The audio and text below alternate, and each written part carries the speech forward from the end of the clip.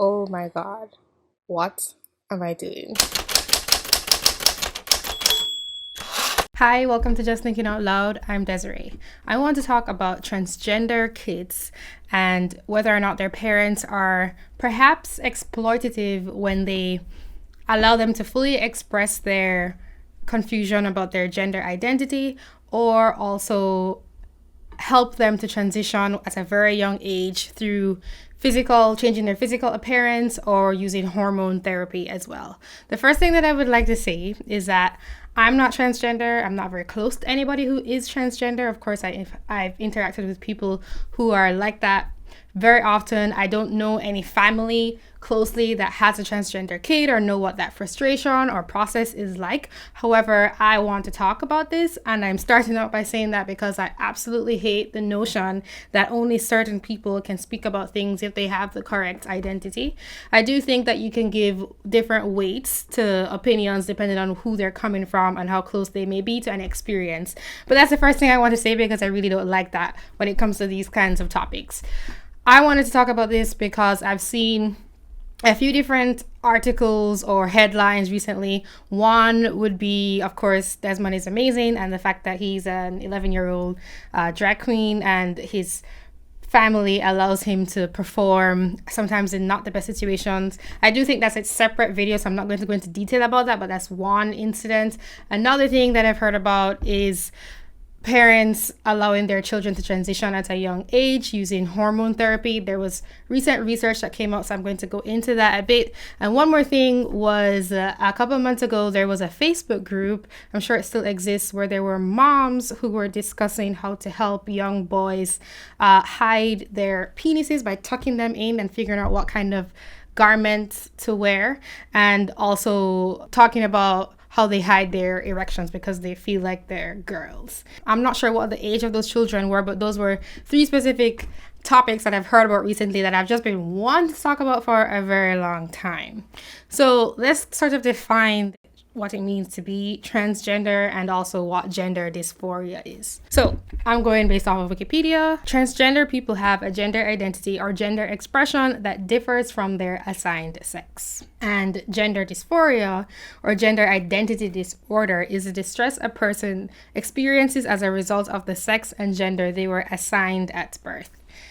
I do notice the use of the term assigned and not born with. It's like when people talk about wealth being redistributed as if it were distributed in the first place. And that already shows that definition comes from the perspective of people who experience, I guess, gender dysphoria, which I guess is useful to understand that they feel that it was something given to them and that they have a choice in. But I should say before I get into this that I'm perfectly fine with calling someone what they want to be called. I really am. There was this cat fight on Dave Rubin's show where Candace Owens was arguing with Blair White and kept calling her him, and I thought that was just super rude. I'd never do something like that. But even if someone didn't look a certain way, if I didn't know them, I think it would be really foolish and kind of annoying to ask me, who doesn't know them at all, to call them a certain thing when I have no interaction with them beforehand. However, if I know someone, I'm pretty nice and respectful and polite, so I would probably just call them what they want to be called. I just want to put that out there. There was an actor who was being lambasted in the media because he said that it was dangerous to give very young children hormones, and it is dangerous to give very young kids hormones. And in this specific example, I think it was Charlize Theron. I'm really bad with names in general. She was taking the opinion of her 3-year-old child on how they identified themselves seriously. And let's just get into that. I do think that we are creative beings. I myself am an artist. And I do think that when you are young, for whatever reason, you may want to identify in a certain way.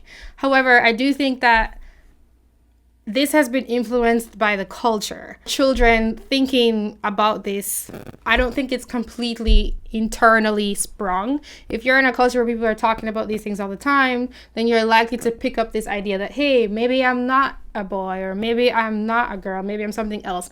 And I think that people can probably, I would guess, genuinely experience gender dysphoria. But if you're in a culture that's sort of making it a fad of the time, maybe to help those original people who didn't have a voice in the past, I do think it's hard to discern whether or not this is actually coming from the child or if it's coming from the influence of outsiders, especially when you know they now have these like drag queen story time stuff. Like the culture that you are raised in does influence you. And so that makes me question how, if the frequency of this occurring might be, I don't know what the numbers are, but if that might be influenced by the culture that people are in now. You know, I do think that's something to think about. But in terms of the creative expression of the self, I do think that you should be able to do that as a creative person. If you want to change how you look, you have a certain degree of power to do that. And now with something like hormones, that you can just use the power that is now available to you to do that. And to sort of take it away from the controversial nature of this specific issue, in the future, we will be able to possibly genetically modify ourselves or our kids. And I do think you can apply that kind of scenario in the future to this situation, because you might be able to do that when your kids are really young, and then the effects could be permanent. So if we try and take it away from this particular topic and think of it in another light, then I think you could maybe remove a bit of the emotion from it, and that might be a bit helpful. So I think that it comes down to the age of a child, and not necessarily in number, but in maturity level. Is this child or older child mature enough to handle owning themselves and their future and making decisions that they can live with the consequences of? When you have reached that stage, then I think it's okay for you to be able to make a decision.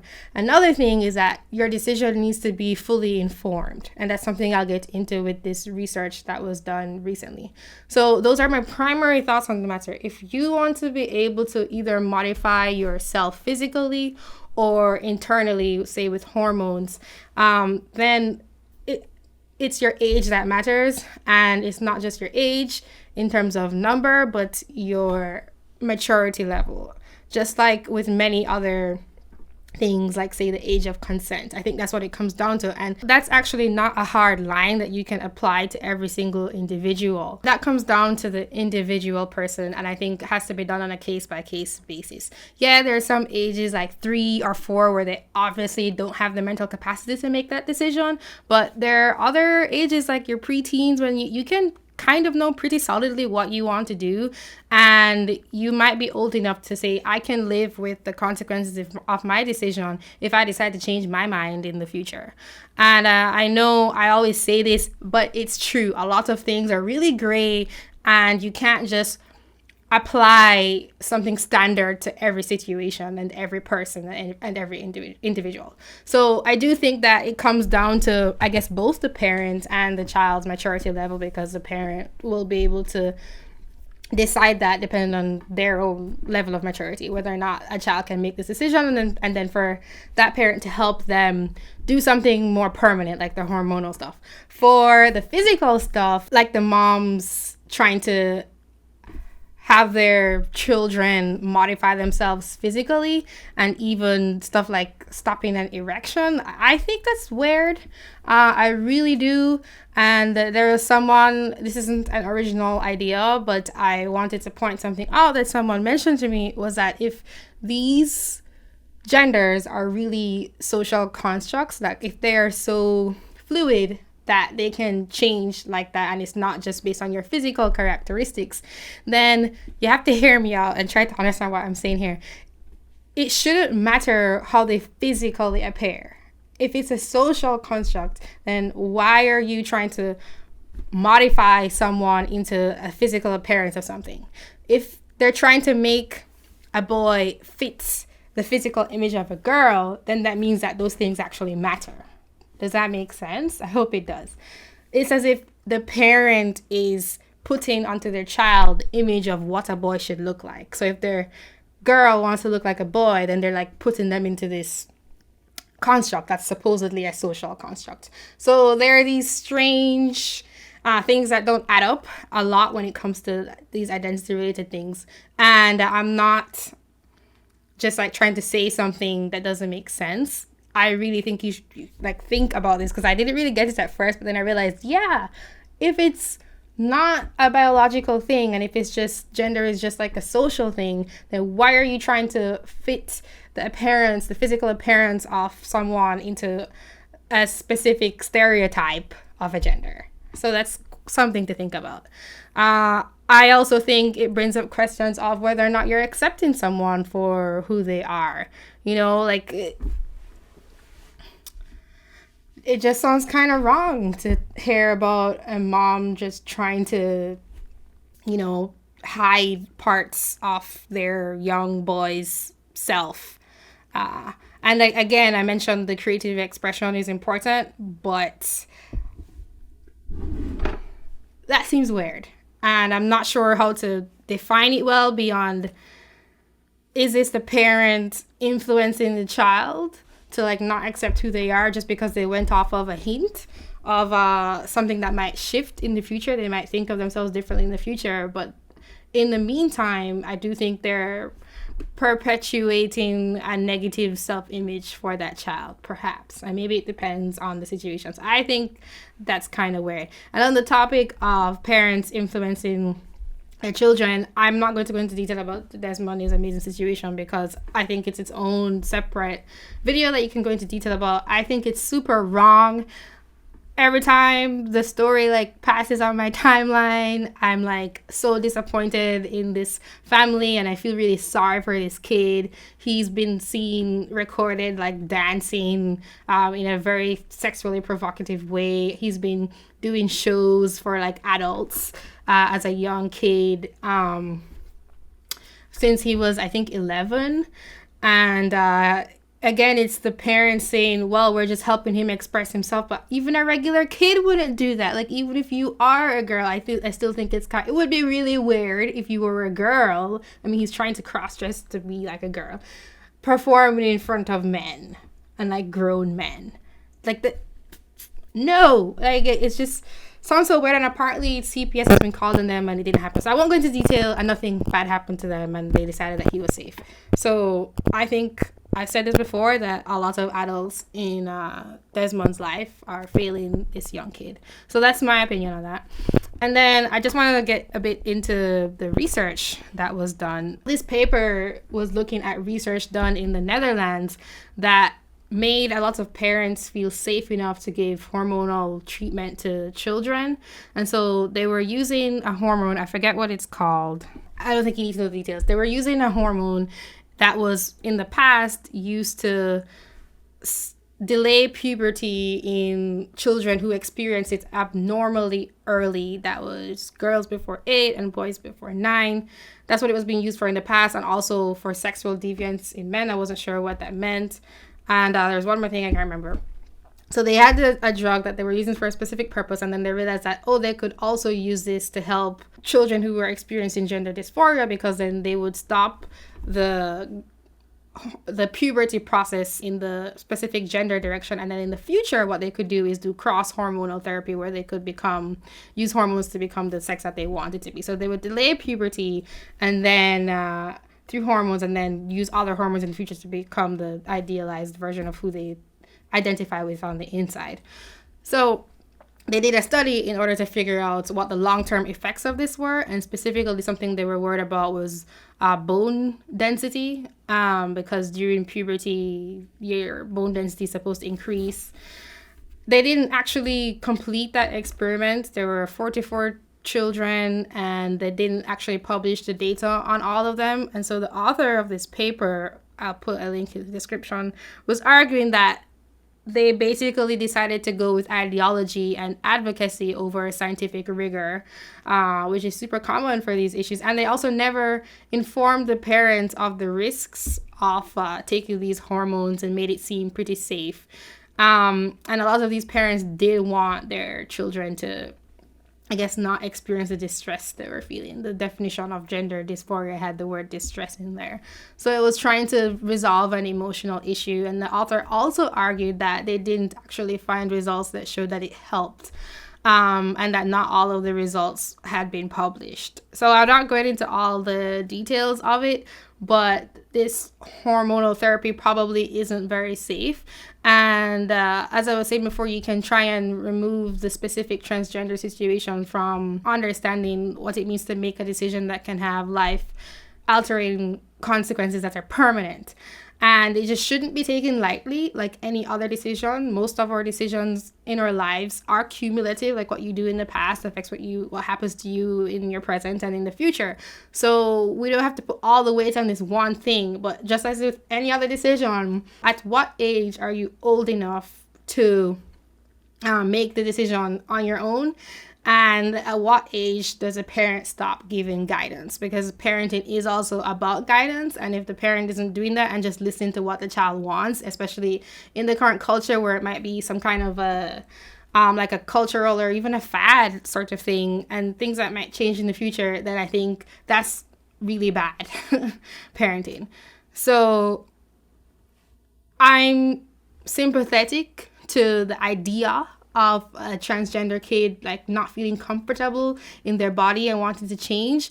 But I wanted locks from when I was like 12 or 13 because I hated going to the hairdresser, and I used to do my hair on my own. I just hated sitting still, like, even though they were nice, having to like do the whole social thing and not necessarily wanting to be interested in the conversations around me. And so I wanted to get locks at a very young age, and my mother wouldn't let me get freaking locks, which is not permanent at all. So the parents just have to wait until their children are at an age where they can make these decisions on their own and fully understand the consequences. I've fully done the research. I definitely don't want to stop anyone, including any kids I may have, from expressing themselves and becoming who they are using whatever tools are at their disposal. I think that's totally okay. However, it also can't be the parent using their kids as a way to fix their own life and using their kids' struggle as a way to do that, which is something that a lot of parents do. And I think it's almost really hard not to do if you're not very self-aware as a person. So I think it just depends on the case. I think people should be able to express themselves. I think that they should be able to go ahead and find whatever tools they need to find to do that. And if the technology is getting better, that we should use that technology. I even think if that technology isn't fully researched, even though it should be, the people who are potentially going to use it should be informed. I do think that those people may then, if they're mature enough, go ahead and do what they want, because we make these kinds of decisions every day. And so if they want to do that, okay. But it's very hard but it's a very tricky situation when it comes to parenting and people who are underage, like really young, like stuff like 3 and 4 are just absolutely off the table. And I don't even know why people should be are discussing certain things. Or even 10, I think it's too it's too early. Even if you might have to live with it and in the future you still feel the same way about it, I do think some things are just you're not old enough, and it might change. So if your 3-year-old came up to you and said that they feel a certain way, then maybe wait it out.